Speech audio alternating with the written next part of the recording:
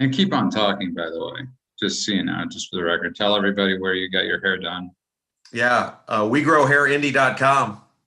The guy who did it used to be an OBGYN. Are you serious? Yeah, deliver babies. Yeah.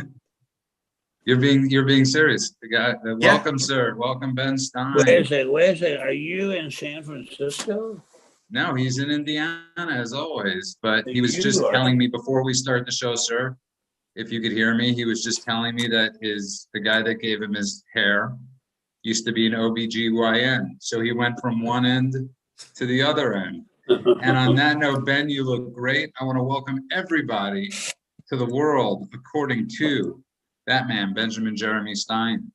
I want to thank everybody that has downloaded the podcast. I feel like you are in San Francisco. You're in San Francisco. Oh, because of the bridge. It's a virtual background, sir. You don't destroy the imagery of me being Okay. Never mind. By the way, the scariest bridge I've ever driven across. But I want to welcome everybody to the world according to Ben Stein. Have you ever driven across that bridge there, big sir? That's really scary. No, I haven't. And if anybody ever is wondering what this show is, it's just people chatting and having a good time. And I'm actually in a good mood, I got to tell you. But okay, let's thank the people that are watching. Tell me why you're in a good mood. I'll tell you why in a second. Let's thank the people that are watching. Let's thank the people that are listening. Remind everybody to download the podcast. We're doing tonight from 93.1 WIBC. BAM, the future of conservative talk radio. That's Rob Kendall. Welcome back as always, Rob. Thanks for having me. And if anybody missed at the beginning of the show, Rob is getting a full head of hair, and we got hair. Looks great. And you already have a full head of hair, Judah. Yeah, you look dynamite, Rob. Thank you. It's called We Got Hair what? WeGrowHairIndy.com. And the guy used to be an OBGYN, but now he does hair. And of course, this show wouldn't be complete without writer, provocateur, saint, sinner, lover, husband, father, grandfather, provocateur, but a lawyer, but of course, doctor, America's teacher, Benjamin Jeremy Stein. Welcome as always, sir. God bless you, sir. God bless you. And I am in a very good mood, and I'm going to say this. It's nothing to do with the woman. It has to do with the greatest. Get out of town. I swear to you, we have some big news that we're going to be announcing Thursday night that includes you. On the show Thursday night will be Rob Van Boychuk and Ken LaCourte and we are taking action on something, and it's very exciting. So Ben is always of the advice, when you're going through it, no matter what, just keep plugging away, keep writing, do as much as you could do to stay active in your brain, and something good will come from that. And that's Ben Stein's advice. And sir, welcome. That's why you've, you are who you are. Well, God bless you, sir. God bless you, sir. God bless you, sir. And one of the things I really want to get into tonight, I want to talk about tonight, is you growing up in an age of counterculture, Ben Stein. Well, wait. The first part of my growing up was the age of conformity and the silent generation. But then after about 66, it became the rebel generation. And say that one more time? Well, I was born in 1944. From 44 to about 66, we were the silent generation. We were the quiet, silent generation, except for our rock and roll music. But then I think the beginning of everything was the riots in Colombia. And that was when the counterculture really started. Maybe a year before that, with the demonstrations at UC Berkeley and the free speech movement there. So, but one of the reasons I bring this up is because, we the deplorables, we the Trumpicans, we the people of the United States seem to now be the counterculture. We're the ones. That's right. And that's a brilliant observation. Thank you. And it's the craziest turn of events I have ever seen happen this quickly. And if I was there, you wouldn't be eating that yogurt. But I have to eat this. I'll tell you, I have to eat this yogurt. I'm hungry. I went to a restaurant tonight that wasn't really my kind of restaurant, and so I'm hungry. I won't be eating it all the time. There you are. And Rob, what are your thoughts on that as Ben's eating his? No. I want to back up. Your point is an incredibly important point. We now have a situation where what Nixon called the great silent majority is the counterculture, and a few so-called intellectuals, wheeler dealers, people of minority ethnic status, have become the insiders and the top players. And the rest of us are the great silent majority. And we are being beaten up and mocked and humiliated by the beautiful people night and day. And I got to say something, is like, before I go to Rob, there's something extremely freeing about who we are right now, because we have nothing to lose. We've been silenced. We've been slandered, Rob. We've been called racist. Give us your best shot now. What do you got for us? What's next in the line of what are you going to call us? Isn't the weird? Go ahead.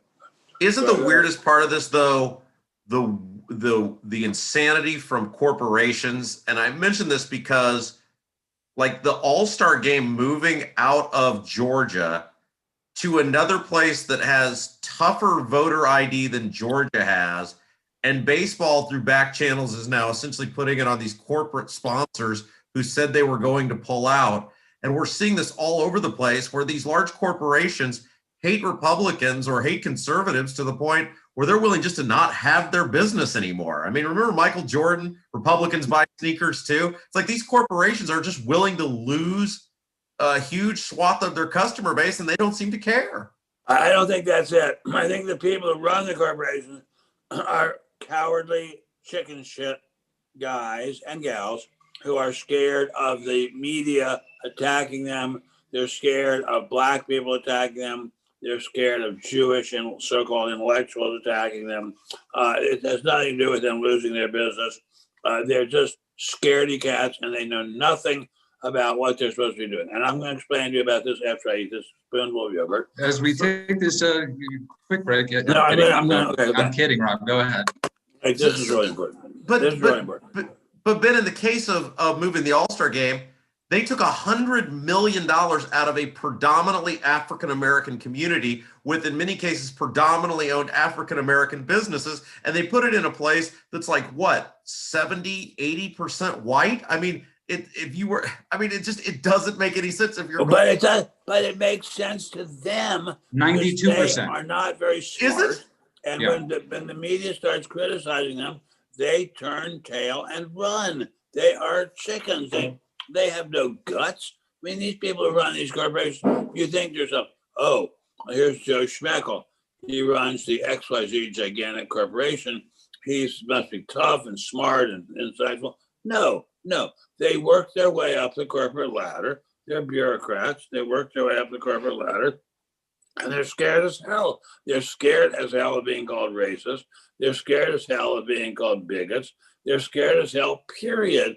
And they do whatever is the path of least resistance in terms of avoiding being criticized. I mean, these are the cowardly lions, and they do not understand at all what a corporation is. If they do something which hurts their corporation and loses customers for them, it means the stockholders lose money. The stockholders are not the Ku Klux Klan. The stockholders are ordinary men and women who have saved up all their lives for their retirement or to send their kids to college, and their stockholders. So stockholders are most of their savings. So the people who run the corporation should be doing everything they can to make the stockholders more valuable, not less valuable. But they don't care. They're too scared of being called names. They are betraying their trust. This is really important. They are betraying their fiduciary duty. The fiduciary duty of a corporate executive is to put his or her stockholders' interest ahead of his or her own. That is absolutely basic. They're not doing it. They do not understand what the law of fiduciary duty is. I do understand. I'm a lawyer. I'm an economist. I do understand. I've testified about in dozens of lawsuits, testified in front of Congress, in front of state legislatures. These guys have no understanding of what corporations are, and yet they're running corporations. It's really, really disgusting. Rob. I find it fascinating, and I guess Ben's the economist, so maybe he could provide some insight to it. When do people stand up and go, hello, Mr. or Miss CEO, you're losing my life savings. Wokeness is fine until it costs me a whole bunch of money. When does the pendulum shift, and when do regular people begin to fight back? Okay, I've got an answer for that, my friend Rob. A lawyer will come along, maybe Larry Klayman, maybe somebody else, and will sue these guys, and will send them hundreds of pages of interrogatories, and we'll put them up for 7 days of depositions, and we'll start investigating them all and asking them questions and making them feel awful and making them feel humiliated and exhausted. And some lawyer, any lawyer can do that. Any lawyer worth his salt can do, or her salt, can do that. And the lawyers should be doing it. This is a chance for lawyers to really come into their own. I mean, Ben, thank God thank God the world has you, because you are able to break this down really simply. Break it down. But Rob, you guys just got done in your town with the Final Four. I mean, you guys did congratulations in Indianapolis. You guys had a little bubble. You built it up. But Indiana is one of those states, Rob. I got to tell you, you're a hop, skip, and a jump away from being banned. Well, it's fascinating because our governor is super liberal, even though he has an R next to his name, and is doing everything in his power to govern as much like a Democrat as he can. And we'll get into his newest little escapade, I think, a little later here in the show. But you're right. And the problem, we've been talking about this week on the show, we have Republican supermajorities in the House and Senate. We have a Republican governor. All the statewides are Republican. And because the Democrat Party is so inept and they feel no pressure from the Democrats, they're not fighting for liberty and freedom anymore. They're fighting amongst themselves for their own special interest bullcrap and who can embolden and embrace their special interest donors the most. So you can't even get good government in this case when you have all Republicans. It's scary. It is scary. And here it goes to another crucial point, which is the level of education, especially moral education, has collapsed. People are not taught to do right. And when I was a child, I'm way, way older than you. When I was a child, we were taught that there was something good and ennobling about doing right to other people. It was called the golden rule. Do it unto others as you would have them do unto you. These executives of corporations who move the All-Star game, move all kinds of events and signings and entities out of states because they consider them racist and hurt the stockholders. They're not following the golden rule. They're not putting the stockholders' interests ahead of their own. They're putting their own interests ahead of the stockholders. It is A, illegal, and B, morally repulsive. And nobody is holding it to account. But there are lawyers who will do it. In the 80s and 90s, I worked a lot for trial lawyers, especially for a firm called Milberg Weiss, who sued endlessly against management who are abusing their own stockholders. I'm sorry to say one of the managers we sued was Donald Trump. But unfortunately, he had done something fairly seriously wrong, but he cleaned himself up.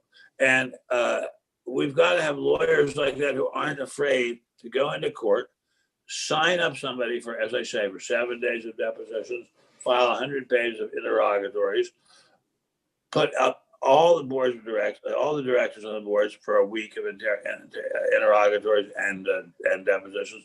See how much they talk back after that. And by the way, just so everybody knows, like Ben and myself love Larry Klayman, and it's really important that people donate. You mean Ben and I, of course. I know. Thank you, Mrs. Levin. And it's really important that people donate to freedomwatchusa.org because Larry really does yeoman's work. Right now, he's grand jury. He's doing a citizen's grand jury on Joe Biden, and you could watch that every Thursday. It's actually pretty interesting watching this. But getting back to this, Ben, and Rob, it almost feels like, and it doesn't almost, it feels like we're at this place where it's, I mean, I don't know what it was like with the Civil War, but we're literally state versus state at this point. Yes, and that's really good. That's really good. That's really good. Really good. Because the Civil War was not a civil war. It was not a war in which the South tried to take over the government and run the whole country. It just wanted to be left alone. Now, that being said, slavery was so morally disgusting, it's unbelievable. It's just incredible how morally disgusting it was. But it was not a civil war. It was a war between the states. And we are having something like a war between the states now.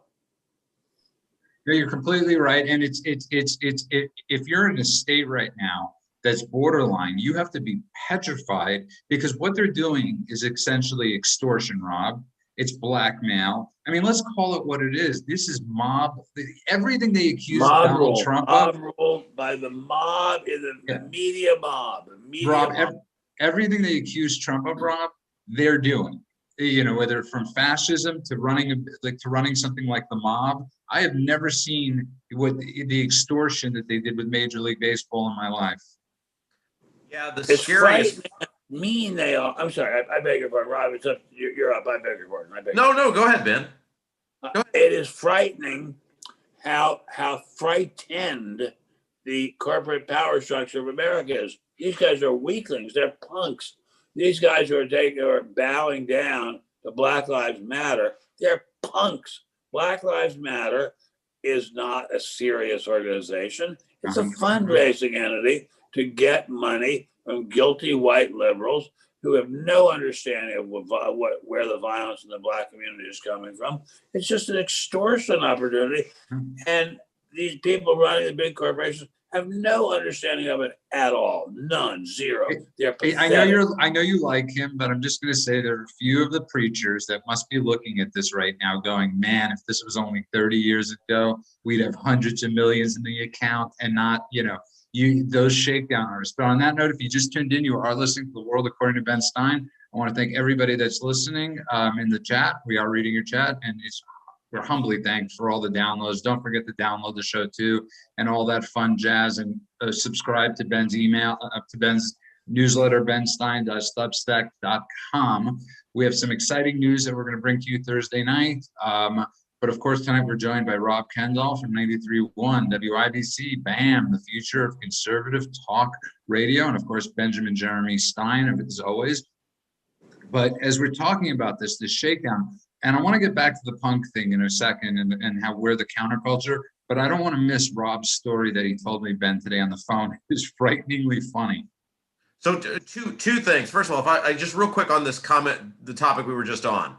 The scariest part to me that wasn't around during the Civil War was a press that's invested in destroying people and can reach a national audience like that. Look at DeSantis and this Publix thing, where 60 Minutes just makes up a story, alters the information. They don't care at all. And it takes a Democrat mayor of a major city in Florida to come out and completely rip this thing apart and go, no, this governor didn't do this. He's actually done a really good job. That's scary as hell. It's scary as hell, but it's also encouraging. And I want to say that I used to work for CBS News as a commentator on Sunday morning show, and the people I work with are great people, and I think they could be taught and listen and learn, and they could learn what's right and what's wrong. 60 Minutes is very much in my heart because they did a profile of me many years ago and made me famous among my parents' friends. But overall, the news media is just a disgrace to humanity. And when I turn on my TV, if by some horrible mistake while flipping through the channels, I see Al Sharpton, I think to myself, this country is crazy. If we give someone like Al Sharpton 1 second of our attention or respect, we're crazy. We're literally crazy. We should be put in a straitjacket and thrown into a padded cell. Just so everybody knows, that's happening all over this country. So everybody knows, Ben and me have the Al. Thank you, Mrs. Levin. Have the Al Sharpton rule that if I'm ever in the same room and something might happen, Ben will gladly bail me out of jail for the night. So that is the Al Sharpton rule. No violence, of course. Just a not fun room to be in at that point. But Rob, I want to get back to your story because Ben, you are going to be shocked when you hear this story. Go ahead, let's hear it, my friend. Well, this is talking about how the Republicans have completely given in to this cancel culture woke bullcrap. So last year, Indianapolis, like many major cities across the country, got hit with riots. It was the end of May, 1st of June. There were two nights, Friday, Saturday, back to back. And it's now, of course, come out in large part that the mayor, Joe Hogsett, Democrat, let it happen, gave direction for the police not to stop them. And the governor, who's a Republican, did very little at the time either, to the point where these rioters almost got the state capitol. And a couple days after the riots had happened, this guy named Malik Muhammad runs a protest that goes from downtown Indianapolis to the governor's mansion, which is up on the north side of Indianapolis, North Meridian Street. It's, I don't know, I'm guessing 5 or 6 miles. So he takes this huge group of angry people and they march, like not in cars, they walk for hours. And it's on the internet. This angry group of people, days after our city's been destroyed, marching to the governor's mansion, shouting horrific things about police, horrific things they want to do to police, how they're going to storm the governor's mansion, and God knows what's going to happen then. It's like something out of a movie. And you're watching this at the time in real time on the internet. This group of, I don't know, maybe 300, 400, 500 angry people get to the governor's mansion, and there's a standoff that lasts at least an hour, maybe more, with state police and the Indianapolis Police Department on whether these people are going to riot the governor's storm the governor's mansion. And they move forward, the police push them back. They move forward, the police push them back. They're shouting the horrific things about the police, horrific things about just a whole bevy of people. And again, this guy Malik Muhammad is leading this whole thing. Well, after about an hour, Malik Muhammad decides he's going to be buddies with the cops and hugs this cop, and they start marching together. And he does what? They start marching together. The police start marching with these protesters away from the Capitol. And I'm watching this in real time on the internet, and I told my girlfriend at the time, I said, this is a terrible idea because that guy's a super bad actor and is completely disingenuous in what he's doing. And these police have just legitimized and emboldened a guy that 6 minutes ago was enraging a group of people, shouting death to cops, F cops, threatening to kill people, et cetera, et cetera. So that happens. And everybody, oh, this guy's a hero, this Malik Muhammad, he's this great guy. Of course, that's how the media paints it. A day or two later, this Malik Muhammad guy ends up in a one-on-one meeting with the governor at the governor's mansion. Now, there's like one other person and the first lady are there. And the governor's doing a photo op with this guy. They're shaking hands. They're meeting together. I'm watching it this is the time going, this guy and the people with him were saying horrific things about cops, things they wanted to do to cops. He threatened to storm the governor's mansion. That has to be a felony of some sort, right? And now you're meeting with this guy and emboldening him. Well, fast forward to yesterday, and Malik Muhammad, the same guy who led that protest, who was threatening to storm the governor's mansion, whose group of people was saying they wanted to kill cops, do horrific things to cops. It turns out he's now been charged with attempted murder related to trying to kill police officers in Portland in September and October of last year. So that was in June. That means the governor met with this guy, legitimized him, and the Republican governor of our state, and within 4 months, he's in Portland doing this. Incredible, terrifying, and shows the incredible terror that white people in America have of black people. I mean, let's tell the truth. This wouldn't be happening. I thought you were going to say something else, but go ahead. This would not be happening if Mr. Malik Muhammad were white. It's happening because white people in this country are terrified of black people. And yet black people they're not creatures from outer space. They're not monsters. They're just people. And for some reason, the elected officials of this country are terrified of them. And they only represent 13% of the electorate. They're far smaller part of the electorate than Hispanic Americans. Nobody's kissing up to Hispanic Americans. What's going on here? No, but Ben, you raise a greater point on it, and you're from the time. I mean, this is the problem with the university systems, right? The university systems have romanticized Trotsky. They've romanticized mass murderers. They've romanticized killers. They've, the weather underground is somehow a beacon of some sort of, and Ben, so getting back to it, like the Black Panthers, people like to look at the Black Panthers and now romanticize this group that was murderous, ambushed police officers. We're a murderous lot. And this is who BLM and all these people have spawned from. It's really frightening, this revisionist history, man. I mean, I got to tell you, it's very, look, I know all about this. I'm an old guy, Judah.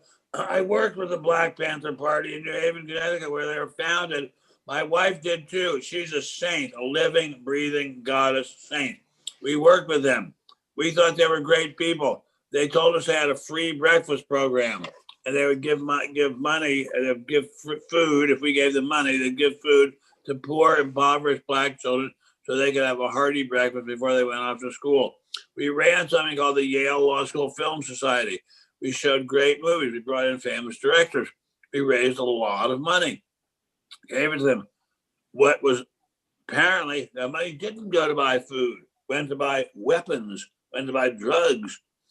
So everything was turned upside down. And yet somehow the Black Panthers are the heroes now. What happened? Yes, we were stupid. No doubt about it. We were stupid. But we have to keep on being stupid forever? So here's what Rob brought up, something really interesting, and I glossed over it. He brought up DeSantis doing the 60 Minutes interview. We know Trump made some mistakes going on these shows. When will Republicans realize, no matter how good you look in a suit, no matter how well prepared you're going to be, it's going to be a hit piece, and there's no point in going there. There's just win-loss. Even though there's a mayor that's come out and defended Ron DeSantis, it's now in the media. You can't fight this back, Ben. Why do it in the first place? It makes no sense. Yeah, but the media would go after him and accuse him of things anyway. And by the way, Mr. DeSantis is obviously setting himself up, and rightly so, to be the next president of the United States. But he's not afraid. He probably should be afraid, but maybe it is possible that there will be some kind of revolution, not a violent revolution. Nobody wants a violent revolution, but a revolution in which people say, we are sick of being lied to, pushed around, humiliated, spat on by the media, by the Black Lives Matter movement. We're sick of this. When are we going to get some person of distinction, besides Hannity, who's great, to say Black Lives Matter is a complete fraud? When is somebody in power going to say that? Will Biden ever say it? Of course not. Of course not. Will Kamala Harris say it? Of course not. When will some important Republican say it?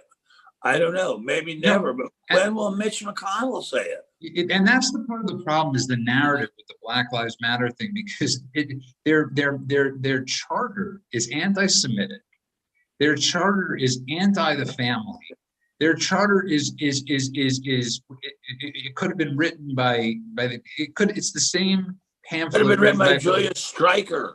Yeah, but it's like PLO, 101. It probably was written by someone connected with the PLO. I mean, Rob, this is absolutely, that story you brought up, Rob, is absolutely frightening, but it's your state. I mean, when's this governor's time up? Well, he just got reelected because the Republicans in this state are phenomenal at convincing other Republicans that if you dare would vote. Because look, the Libertarians here did great. Rainwater got 340,000 votes. It was like 11.7% of the vote, all from people who were mad at the governor. They were almost all Republicans who had walked away from the Republican Party. But the Republican Party here, the establishment, big government Republicans, of which Holcomb is, the head of the snake, is great at convincing these other Republicans, well, you could throw your vote away on a libertarian, but then you might get a Democrat in here and, well, we know we suck, but you don't want an abortion factory on every corner, do you? They're great at using and abusing conservatives because they know the trigger words and the trigger phrases to get them to do their bidding with them, even though they don't like them. It's crazy. Ben, he raises a great point, and this is what's happened really, to the Republican Party. And Remzo's not here tonight, and he's brought up this issue before. Where is Remzo? Remzo's on the run, but he will be here Saturday night. But Remzo's brought up this great point about these two senators, these two hacks from Georgia. We all know they didn't not lose, but Loeffler and Perdue are just terrible candidates. And they're those type of candidates, like that Rob said, they abuse the constituents. They throw out certain keywords, and just so you'll get their vote. And it came back to sort of bite them in the ass because they sort of lost Ben. And Rob really raised an exceptional point how Republicans are brought to fear by Republicans that are running.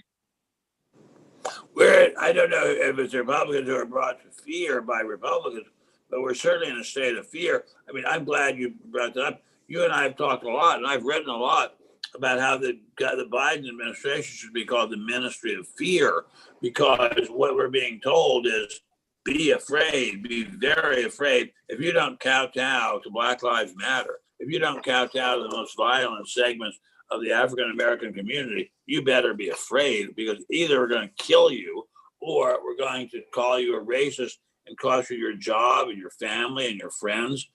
We are living in a state of fear. We live, and the government is not the White House. The government is not the big networks. The government is the Ministry of Fear. Can I come back to this Malik Muhammad story here for a second? Yeah, as long as you want. It's a great story. So there's two really important things, because I started asking the question, look, I despise Governor Eric Holcomb, but I don't want anything bad to happen to my governor, whether it's a Democrat, Republican, whatever. We never want something violent or bad to happen to our governor. And having interviewed governors before, I worked for the state of Indiana under Mike Pence. I know how hard it is to get a meeting with the governor. There's a huge part of me, and Ben, you know this, you've worked with and for heads of state. How the hell does this guy, who you clearly know what he is, get a one-on-one meeting? Ben said it the best. Because the governor and everybody else are terrified of the blacks, and anything the blacks want, they get. Because we're terrified. And we've lost Ben. Not you and me, or you and I, but the governors, the power brokers are terrified of the blacks. The blacks wanted to be treated the same as everybody else and have the same legal rights as everyone else. Now we have a totally different situation where their preferences and their power wildly on a per capita basis exceeds their numbers. You guys both raised great points, and I want to get back to this quickly afterwards, because it's what I started the show with about being free. If you just tuned in, you are listening to The World According to Ben Stein. I want to thank everybody that's listening to the podcast. I mean, in the chat and just chatting away and having fun. We appreciate it. We also appreciate when you download the show. It's very helpful, and give us a 5-star review. And also remind everybody to get Ben's newsletter, benstein.substack.com. It's great content that comes out in it.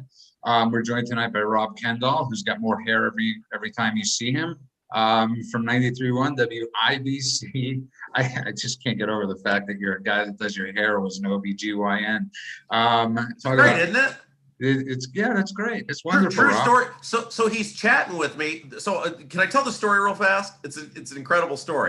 So you walk in there for, it's not a super major surgery, but they're cutting your head open. So, that's kind of a big deal, right? And the guy walks in and he goes, he knows what I do, obviously, and he knows this is an advertising deal for the radio station. And he comes in and he goes, hey, he goes, man, I'm excited to do this today because I don't get to talk politics with many people, but I know I can talk it with you. And so he sits there for 20 minutes and starts going off on politics. And it's like, shouldn't you be focused on, cutting my head open? Shouldn't you? Just so you know, that happens with any time I've had that experience. Ben's had that experience. Anytime we go somewhere or somebody and there's a private, Ben has I don't want to say what doctor, but he's very old, and Ben is his favorite patient. He's really old. And because he closes the door and he starts talking politics. And it's like this reprieve for him. And and it's absolutely maddening. But I want to get back to this counterculture thing, because Ben, it goes to what you're saying, and it goes to what Rob's saying. At a certain point, conservatives have to realize there's a freedom in just, we're racist, we're deplorables, we're the worst of the worst. You know what? Let's build from there. You've thrown at us your best shot, Ben. What worse things could we be called and be free? Stop kowtowing to people because it doesn't work. All that stuff. And if they just take that lesson of DeSantis, of a Trump, and say, screw you, I'm a racist, whatever you want me to be, you're going to call me. Why can't they be free? Do they, Ben, you're what is it? What is it? I told you before, it's fear. No. But what I'm saying is, what's the worst that could happen? Well, I'll tell you, what they're afraid of is that some black person is going to kill them. That's what they're afraid of.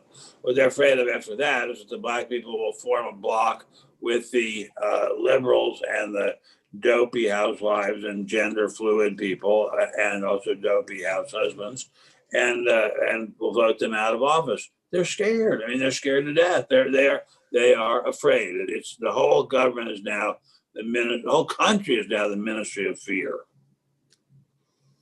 I've lost my audio with you. I want to bring up something else that is getting really glossed over, and it goes into this, is that California, the geniuses they are, basically said if you claim to be transgender, you can go to, and you're a male, you could go to a female prison. And 255, if you're a male prisoner and you say you're transgender, you identify as transgender, you can be brought to a female prison. So as of today, they have 255 petitions on their desk from prisoners. And I can only imagine that number is I mean, well, why wouldn't the whole male population now at this point, Ben, say they're transgender and end up in a female prison? Well, they probably will. I mean, these people, I think what we've seen about these people is that we don't like them very much, but they're not stupid. They are maximizing their utility, and their utility is much greater by being in a female prison because they're less likely to get killed and they're more likely to have sex.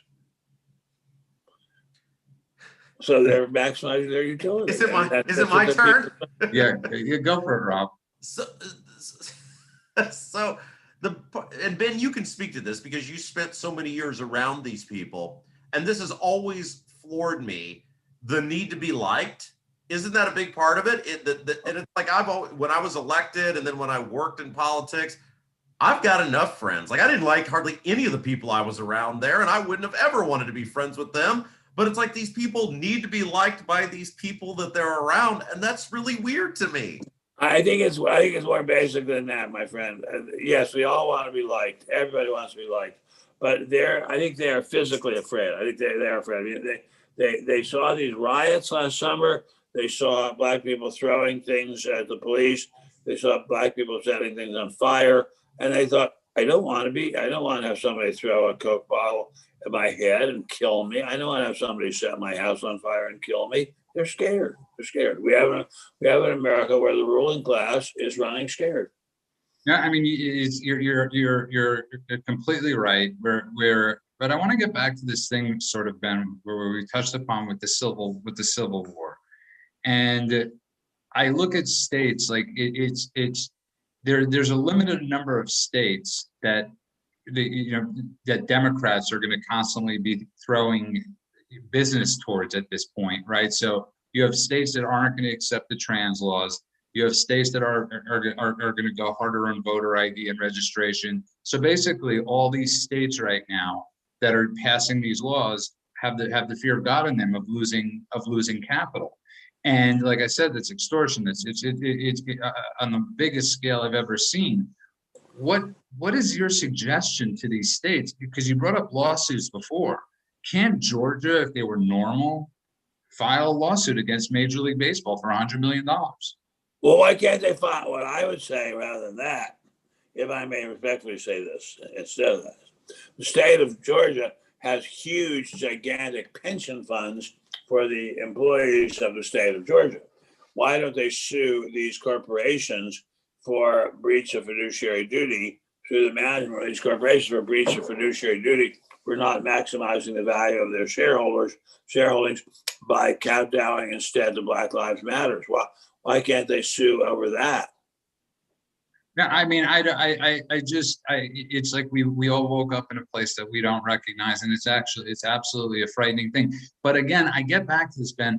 I wish more Republicans, and everybody that's listening thinks the same thing. We look at the Mitch McConnells and these jackasses there, and it's almost like if you've been a fan of a terrible sports team, and the general manager just stays there for 15 or 20 years, knowing that the team is so-so. And right now, I got to tell you, Ben, the Conservative Party, the Republican Party is at best so-so. And our general manager, Mitch McConnell, it's getting to the point, Ben, they have to do something. We have to do something because he doesn't represent the people.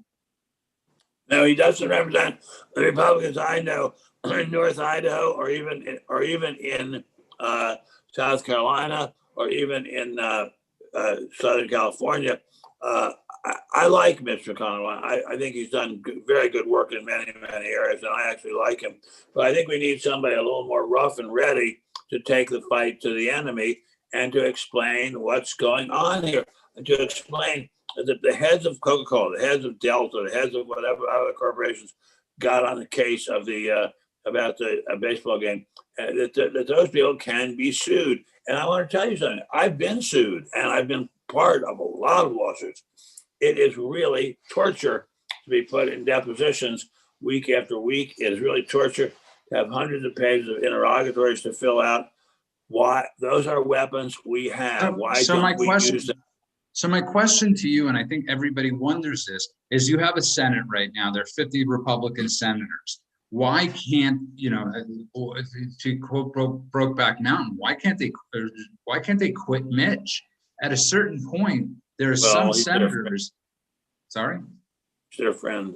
Yeah, but Ted Cruz, people like Ted Cruz, Rand Paul, Hawley, Cotton, there's enough of them, Rob, at this point that they could actually, can't they put a vote up? Yeah, I think there are enough of them to put a vote up.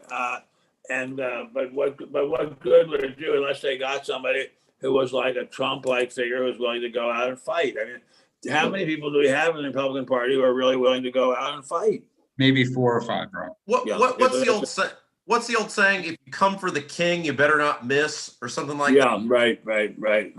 And if I could put a local spin on this, I interviewed a guy yesterday. He's a state rep here in Indiana who's, Billy Badass, Johnny Tough Guy on social media about how much he's a Republican, but how much the Republicans, they've let us down on this and that, and we're not reining the governor in, and we didn't pass constitutional carry, et cetera, et cetera. So I had him on for another topic yesterday, and he's talking about all these things, but then he talks about what a great job this guy named Todd Houston, who's our Speaker of the House, is doing. And I told the guy, I said, wait a second. How can you on one hand say the Republican Party sucks on all these things, but the Speaker of the House is doing a great job when he is in charge of the Republicans in the House of Representatives? And of course, he won't answer that question because the answer to that is he doesn't want to lose his power and he's not gutsy enough to come at the king. There are not very many people who are gutsy. There's got to be a little knot of people. Let me back up. AOC, this woman from New York, and her pals, a tiny and little number of people, but full of energy and fearless, have changed the character of the Democrat Party. We need people like them in the Republican Party, full of guts and fearless and not afraid of anything, to change the character of the Republican Party. I got to tell you, there are quite a few of them in the House, or they appear to be. You have, I think, Stefanik, you have Jim Jordan, you had Matt Gaetz. I don't know where we stand with him at this point, but in the Senate, Ben, that's where we run into a major issue because, yes, Mitch McConnell has done certain things, when he did it with the Merrick Garland thing, and he's done a few other things. But at this point, Ben, we need new leadership. And you love Tom Cotton, you love Holly. We've spoken about Rand Paul and this and these people. There are people that we have. At what point does Mitch McConnell, and I know it's all about power with him, and he's in the Peter Schweitzer book with him and his wife, how much money they've made from China. At what point does the Senate say, we're voting you out, Mitch? You could stay as long as you want. You and Mitt Romney could have fun together, but we're done with you at this point. And there comes a certain point where these Republicans, because if they don't do this, Ben, they will lose voters. But they won't do it because, and you're talking about the long game and the short game. And in the short game, everything's about being friends with Mitch, and he's got a lot of power and patronage to dispense. Why fight with him? Unless you are really, really revved up like AOC and the Squad and their power. They are the model that we should be learning from. And I have a question. I have a question for you, because you know how all these Congress people act. How many of them actually are deviants and weirdos? You mentioned Matt Gaetz. How many of them are? I bet most of them are. We don't know that he's a deviant or weirdo. He's accused of being that. I know. I like the fact that we assume. But he's asking, Ben, what he's asking is the sordid secrets. But everybody has sordid secrets. I mean, there's nobody who doesn't have sordid secrets. The human being is conceived in sin and is a sordid being. By the way, in Matt Gaetz's defense, if people don't know this because this wasn't widely reported, there was the Washington Examiner actually had a piece today where they pretty much posted where they have the document from the scheme to get $25 million from him, and the guy that's from this firm, I believe he did 10 years in prison that wrote this form. So Matt Gaetz, listen, loves women. I'm not gonna, until there's evidence to the otherwise, he's still a congressman. But one thing we know for sure at this point almost is that it was a shakedown. And they were trying to extort his family out of $25 million. So we almost have absolute definitive proof of that. And I think it's very important to share that. And if you just tuned in, you are listening to The World According to Ben Stein. I want to remind everybody, first of all, I did a podcast with simplelifenow.com, Gary Collins. You could download it. It's called To Live and Date in LA. It's exceptional. I encourage everybody to get that, or in my case, not living and dating in LA. And I encourage everybody for just a second. I'll be right back. I am not quitting. I'll be right back. And Ben's and I encourage everybody to download the podcast. It was fun. But also I encourage everybody, you could stream Rob's show every day. Tell people where they can stream it, Rob, until Vic comes back. 9 until noon, weekdays, The Mock and Rob Show, 93.1 WIBC, WIBC.com. And on that note, welcome back to The World According to Ben Stein. We are minus Ben for a second, but we're with Rob Kendall. I want to ask you, I mean, you constantly bring up this Indiana thing, and I imagine like it's like a smaller mansion in Indiana where the governor lives. Yeah. Like the size of the mansion should go by the size of the constituency, and I sort of see Indiana being like a smaller mansion, sort of like a brownstone. Yeah, it's a nice house with a garage and a gated lawn. I mean, you know, it's multi-story. It's it's well constructed. But here's what's interesting about all this, and one of the reasons that, to come back to this Malik Muhammad thing is so crazy, is because about a month before the riots, a group, probably, 500 people gathered on the governor's lawn. Now, when I say the governor's lawn, it's outside the gated area, and all legal. They were within compliance, and they held a protest saying, we want our jobs, we want our businesses reopened. They didn't want anything special. This was when open lockdowns had started. And he comes out the Monday after that, or whatever it was, Wednesday after that, in his weekly press conference, and they asked him about it, and he called the people, Judy, you'll love this, a human petri dish. That's what he called the people who peacefully protested, to the point they picked up all their trash when they left. So he calls those people and won't meet with any of them for over a year now, a human petri dish, but he meets with this Malik Muhammad guy, who now we know is accused of attempting to kill cops in Portland, and at the time, at the very least, led an angry, very large group of people who said they were ready to storm the governor's mansion. What the hell is going on here? I also love that this is like, because you're right, this is a huge story. It should be reported all over. Sadly, I mean, it's in a tiny little state like where you are, but it should be getting reported. It's not getting reported. And it's terrifying. The capitulation that's going on, and that's why I brought up this thing about us sort of being the new punk, the new, because there's a freedom right now that we could say whatever we want. You do a radio show 6 days a week, you're essentially given pretty much where you could say whatever you want, and it really bothers me, and it bothers people in the chat that more people don't realize they have the ability right now to scream. They could say whatever they want. What's the worst case scenario? Is you're called a racist. And I guess this is very hard for our generation. You're a little younger than me to understand, is this need to be liked or this need to be loved? It's such a foreign thing for us to think about. Like, wouldn't you rather be respected? You know, it's like that Bronx Tale type thing. Isn't it better to be respected or feared than it is to have that? Well, and that's the thing, right? I mean, sorry. I think Ben's coming back, but yeah, coming back, and I was trying to tell you that just hearing a name, Al Sharpton, or seeing an image made me sick. Sorry. Are you all right? I'm all right, but please don't ever mention that name again. You brought him up, by the way, just for the record.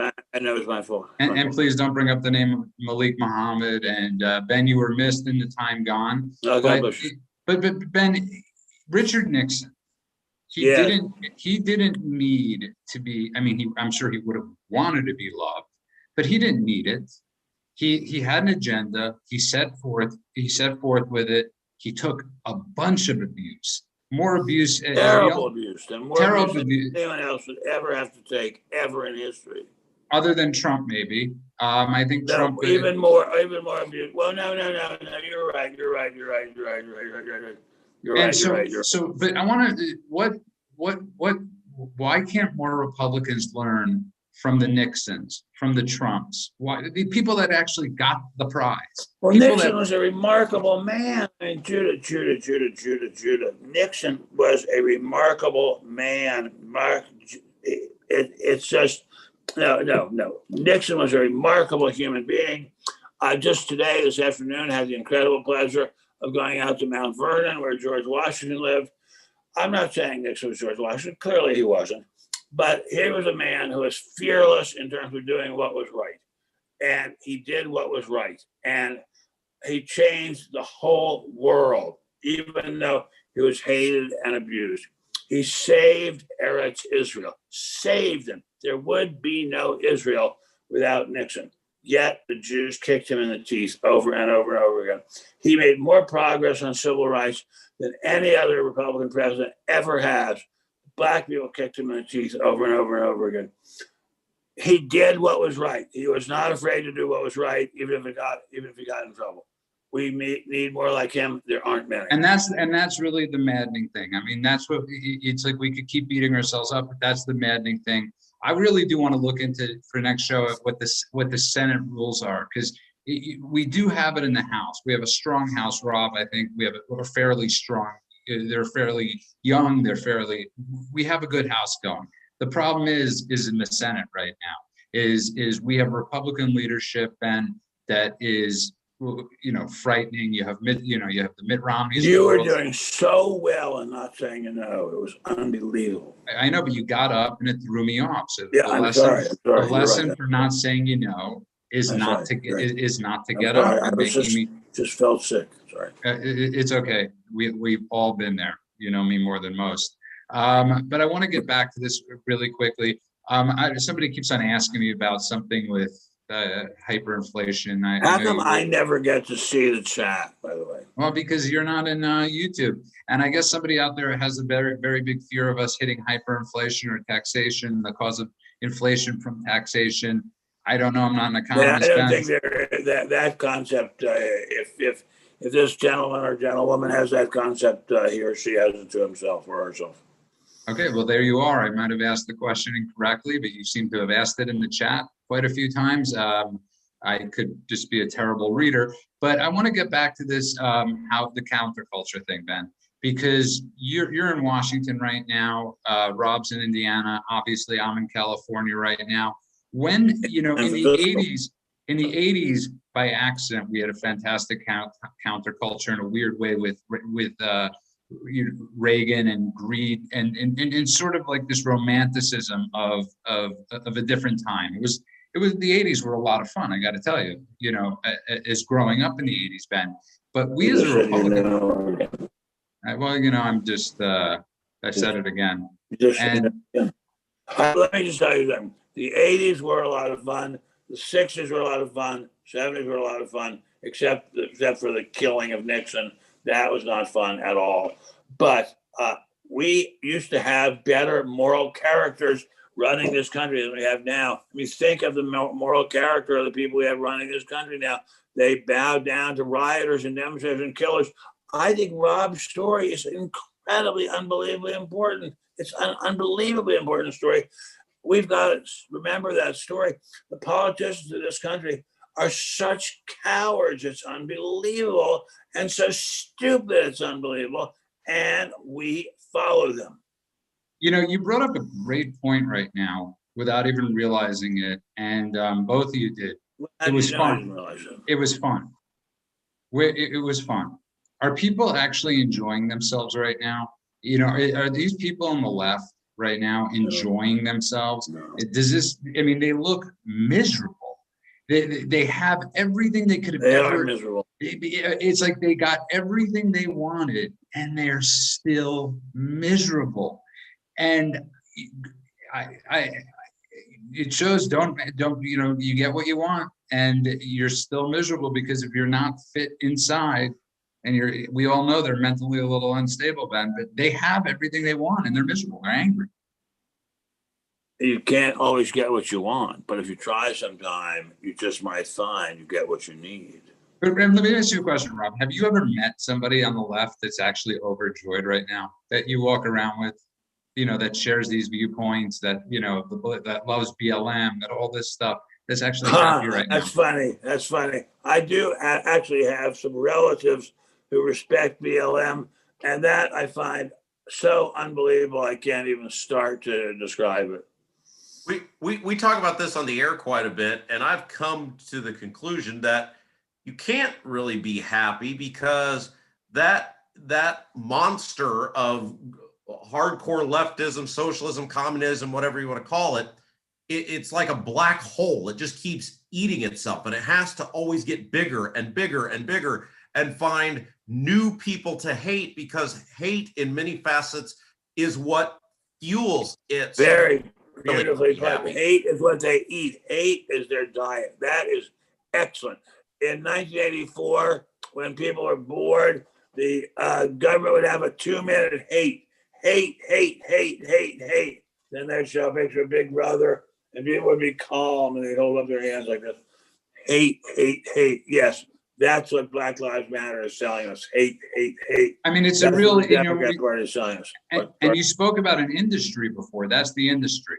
That really is the industry. And somebody brought up in chat, they're so miserable, they want to make everybody else miserable. And it's really this frightening thing that that people don't want other people to have joy. People don't want people to there is no experiencing life anymore. We're going to have a lot of, and I brought this up with somebody else, we're going to have a lot of unhappy women, and we've spoken about this on the show before, because people aren't dating as much, they aren't interacting as much. We are going to have a generation of lost in space or lost in something. I got to tell you, it's very frightening. People try to put us down just because we get around. Things they do sound awful guys, but awful something. Hope I die before I get awful cold. Hope I die before I get old. Sir, we're going to have to be the happy warriors. It's up to us. Yes, we are. And I want to remind everybody, we have a really big announcement because, and I can't say this enough, the biggest thing that people ask us about is a solution. We are working as a team on a solution that we think is going to have a great impact on something. Rob's going to be a part of it. Ben's going to be a part of it. Ken LaCourte from Media Action Network. We're hoping Ben Boychuk joins on board. And we're going to be discussing it this Thursday night because it is about solution, and we shouldn't have to live like this. And I got to tell you, it's the reason I'm in a good mood is because I'm thinking about this, but it's also, I like to, the one thing, Ben, I miss about Trump more than anything is him trolling them back. I miss that. I miss them not getting away with stuff. I miss that he was our greatest troll. And we miss him greatly. I know, Rob, you were his close friend. And on that note, but I want to thank everybody. I know Ben's getting tired. I know it's been. I'm very, very, very tired. I'm tired of having to be in a country where people take Black Lives Matter seriously. I'm tired of that. So we should change the name to to something else so you don't get upset. We'll change Al Sharpton's name. We'll change the name of Black Lives Matter. So to put you in a better mood, we'll call it BLT and Sharpie. And on that note, I want to thank everybody that's been listening in chat. You've been great. We really appreciate everything. Ben's in Washington, D.C. now. It's rather late there, and you have the vigor of Dillinger, and I truly commend you for that. I want to remind everybody to download the podcast on Apple, wherever downloadable. I want to remind everybody to come back Thursday night and give us a listen. We have a really exciting show for you. I can't tease it more. benstein.substack.com. Rob, tell people where they can find you.